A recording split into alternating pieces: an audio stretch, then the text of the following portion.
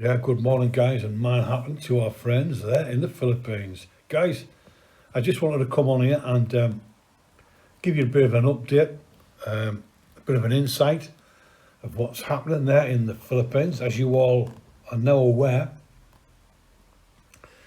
that typhoon raged through at Category 5. The weather forecast leading up to that, we're putting it in Category 1, Category 2, but it quickly intensified as it got nearer to landfall. Now, what any responsible person would have done, knowing that there's a typhoon coming, is prepare. And a lot of people did prepare. It's common sense, really. It is common sense. And we are not here to be wise after the event. We're just pointing out things that you need to be aware of, and how people reacted with the fourth coming typhoon. So with that in mind, take a look at this first clip.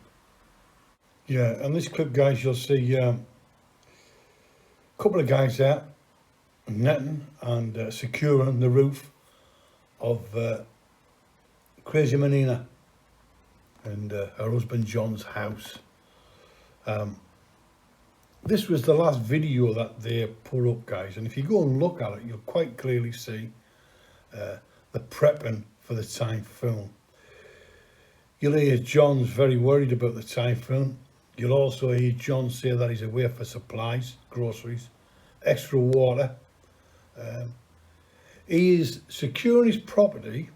He is preparing for the typhoon, and he's not aware of the intensity of this typhoon. It was predicted, like we said, of Category 2, turned out to be a 5. He wasn't aware of that. But here he is securing his property, getting supplies, getting extra water, and doing what a responsible foreign husband would do for his wife and family. This is Crazy Menina, life in the Philippines. Go and check out their last video that they uploaded. Now, I want you to take a look at this next clip, guys, and you'll see something similar. Now, this clip here, guys, this is from Scott and Gertie's channel, a foreigner and a Filipina in the Philippines. And Gertie's going around doing a video and talking over the top of the video, narrating over the top of the video, telling us how they're preparing, they're securing the livestock. And as you can clearly see there, she says she hopes the typhoon comes and it fades away, and it really doesn't hit them that bad. But there's the chicken coop that she's securing, and also any loose furniture, she's putting it all away. She's securing everything. Scott and Gertie's house is quite a sturdy one, hollow block, sealed roof, everything there is tidied away. And what they're doing is they are preparing. They're aware there's a typhoon coming. They're hoping for the best, that it's not going to be as strong, but they are preparing for the worst. And of the two clips that I've shown you, these two people, Crazy Menina, Scott and Gertie, they're not asking for anything. They're just telling you what they are doing to prepare for the onslaught of the typhoon.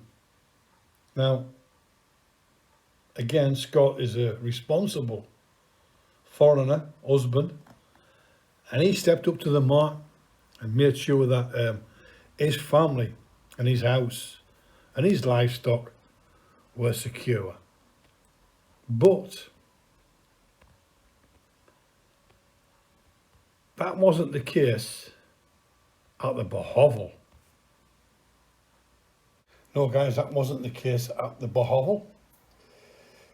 Of the clips I've just showed you, John and Menina and Scott and Gertie, friends of Bosshog and Maricel, they prepared. They secured their property. They did what a responsible foreigner husband would do. But at the BOHOVEL, what Brian did, Bosshog did, the brain surgeon, what he did was he tracked the Typhoon. He knew it was coming. In fact, he did 3 live streams on it. Yes, not 1, but 3. He tracked that Typhoon. He was fully aware that Typhoon was coming, and yet he did a live stream every day leading up to it. And he wasn't prepared. His last live stream, guys, I'm going to show you some screenshots, and I'm going to show you exactly how prepared Bosshog was. On his last live stream, of the 3 that he did, as you can clearly see on the screen, he revealed to his audience, to his subs, that he hadn't been fully paid for the last tilapia harvest. Now, did he get paid? Did he not? Was Bosshog ripped off, or was he not? That we will never know. However, he makes it quite clear here that he didn't get fully paid, and that is the reason why he's not fully prepared. I didn't have the money. We had a limited amount of money, he says, but we didn't get paid. 3 live streams. This is the last of the 3, and he still sat there. And questions were asked in his live stream. Why are you not securing your property? Why are you not preparing? And this is his excuse. He's on a live stream and he's e-begging. And he's got a wish list. Take a look at this. Yeah, he's telling us now that he had a list. They were on the list. The list that was never purchased. A dozen meters of rope that he never bought because he didn't have any budget. How can you go to a foreign country without savings? How can you go to a foreign country with all the risks that involves and not have a backup plan?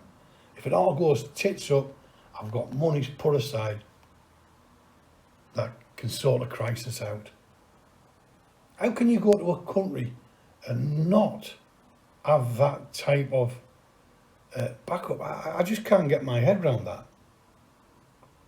And after 4 years, after 4 long years, this man said he was going to be in profit. Finally, we're going to be in profit. And here he is. He can't afford to buy a dozen meters of rope to secure his house. Also on that list was several meters of tarp. Yeah, I think he had an inkling that he was going to lose the roof and he wanted tarp for cover. Well, Brian, where has all that money gone that's been donated to your channel? Where has all that gone? Why didn't you have a nest egg put by?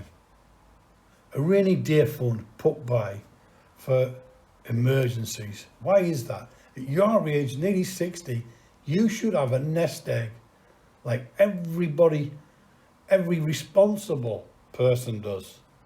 Have that nest egg to one side. Emergency crops up, we've got cash, we can sort it out. But here we are.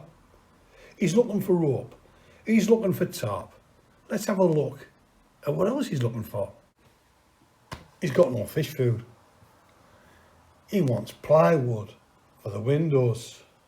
Absolutely. You know something, this is absolutely unbelievable. There's a typhoon bearing down on the island of Bosshog. And this waste of space here is sat there. His family's in danger, his house is in danger, and here he's looking for more fish food and plywood for the windows. And his wish list continues.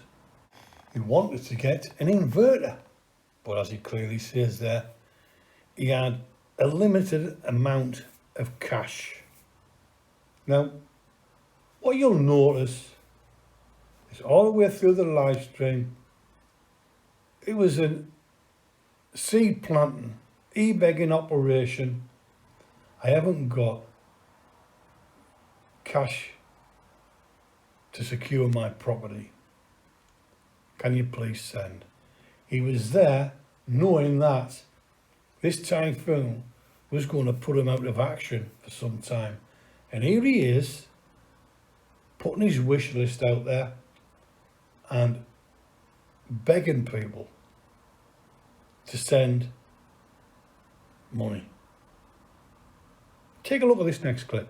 Yeah, so in this clip, guys, he just confirms that nothing on his wish list, rope, tarp, fish food, inverter, weren't purchased. He wasn't prepared. He didn't have the money. Now, in the aftermath of this typhoon, it's quite clear that the island of Bosshog has been absolutely devastated. And I can only pray, along with a lot of other people, that the children at the BOHOVEL are safe and well. Because there's one thing that comes out of what I've observed of these live streams that Bosshog did, was the fact that he didn't care. He did not give a flying. If he did, he'd have moved hell and high water to get his family safe. But he sat there, begging, moaning and whining, like the same people he accused of moaning and whining back in the States while he left. He sat there moaning and whining, please send me money. I hope it's time now. I hope people realise, and this is really for Bosshog's supporters. I hope your eyes have been opened. I really want you to grasp what we're getting at here. It's a man here for 4 years. He's achieved nothing. He's failed at everything. He can't provide for his family. He can't secure his house against a typhoon. Why are you sending this money to the BOHOVEL? Why are you sending any money to the BOHOVEL? You're absolutely wasting your time sending any money to this individual here. If you must donate, and I hope everybody does, if you must donate, the Philippines Red Cross, who are there and have been set up solely to help the local community. Not like this individual here who's there and set up to put the money in his back pocket. Send me, send me, send me. Guys, you've probably all seen footage over the last day or so, over the last few hours. The damage is absolutely catastrophic. It really is catastrophic. Now, there are thousands upon thousands of people who are going to struggle over the coming months, and they deserve every bit of charity that's coming their way. The resourcefulness of these people, of the Filipino people, is just absolutely incredible. I've watched some unbelievable footage of them helping each other. Where is this man? What is he doing to help? He's not capable of helping himself. Over the coming months, if Bosshog is still in the Philippines, there's going to be a major, and I mean a major, eBay, GoFundMe's. There's going to be all kinds set up to keep this individual in the Philippines. I've no doubt that BOHOVEL and his fish business have been damaged, and probably his fish business has gone now. So to anybody that was funding this guy here now, your money is a total loss.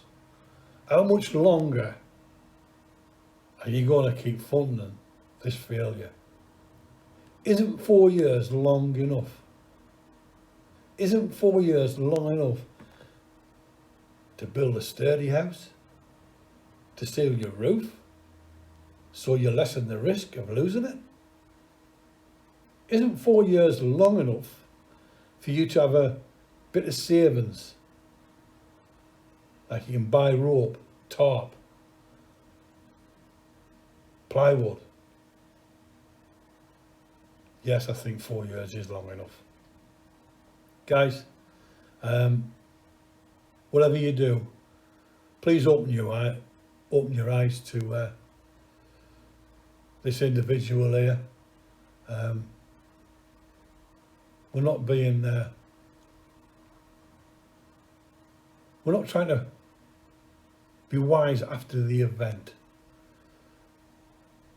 and we're certainly not making light of the situation. But there's a lot of local people that are suffering and deserve help. You've helped this guy enough, and he's squandered your money. He's wasted your money. Keep your money in your pocket. If you must send it to a worthy cause. The Philippines Red Cross. Do not send it to this total waste of space. Till the next time, guys, please like, comment, share and subscribe. Bye for now.